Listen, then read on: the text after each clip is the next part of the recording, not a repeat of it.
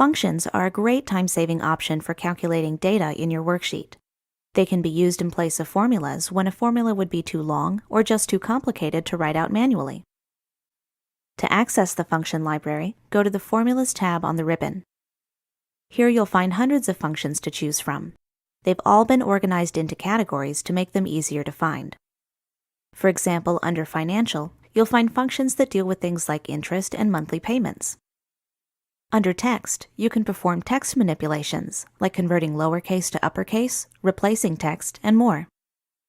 Date and Time includes functions that return the current date, time, day of the week, and other useful data. Some of the most common functions are pretty simple though, like sum and average. You can access these using the drop-down arrow under AutoSum. In this example, I'd like to add these 10 cells to calculate the total. If I tried to create a formula for that, I'd have to add each cell individually. Not only would that be tedious, it would also make the formula really long, especially if I had, say, 100 cells that I wanted to add. So instead of creating a formula, I'm going to use a function. First, select the cell where you want the answer to appear. Then choose a function. In our case, we'll open the AutoSum menu, and then choose Sum. Now Excel has inserted the function and also selected the cells that are being added together. If it selects the wrong cells, you can always change that by dragging the corner handles here.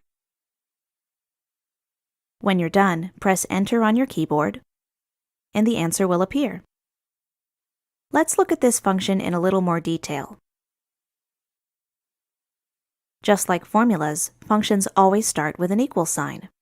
But you may have noticed that there are no mathematical operators, such as addition or subtraction, like you would normally see in a formula.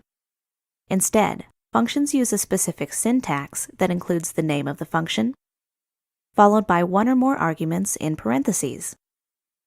The arguments tell the function which cells or numbers to use when calculating the result. In this example, we only have one argument, even though there are two different cell references. This is called a range of cells, or a cell range. A cell range is represented by two different cell references with a colon in between. In this case, the range consists of all the cells between D3 and D12. If you want to use more than one argument, you'll need to separate each one with a comma. Let's try a different function now.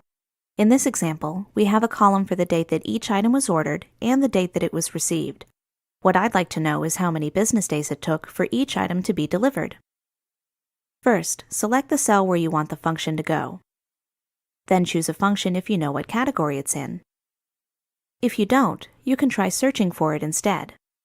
Just click the Insert Function command on the far left of the ribbon. Searching for functions can be tricky, but for more experienced users, this can be an extremely useful tool. Just type a description of the function you're looking for. I'm looking for something that'll count the number of days that have elapsed, so I'll type count days and then press Enter. We've gotten a lot of different results here. To learn more about a function, just click the name, and a description will appear below. The function called net workdays returns the number of workdays between two dates, and that's exactly what we want. So I'm just going to click OK, and another dialog box will appear. There will be separate fields for each argument in the function. This function has up to 3 arguments: start date, end date, and holidays. When you click a field, you'll see a description of it below. And if you need more help, you can click the link that says Help on this function. For the start date, I'm going to select cell E3. And for the end date, I'll select F3. We know the holidays argument is optional because it's not in bold, so I'm going to leave that one blank. Before you continue, you can check the result of the function here. When you're ready, click OK, and the function will be added to the worksheet.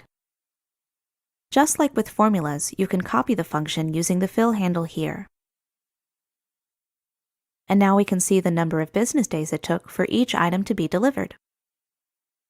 If you've never used functions before, the syntax may seem a little strange at first. But with some practice, you're bound to get the hang of it, and soon you'll be using your favorite functions over and over.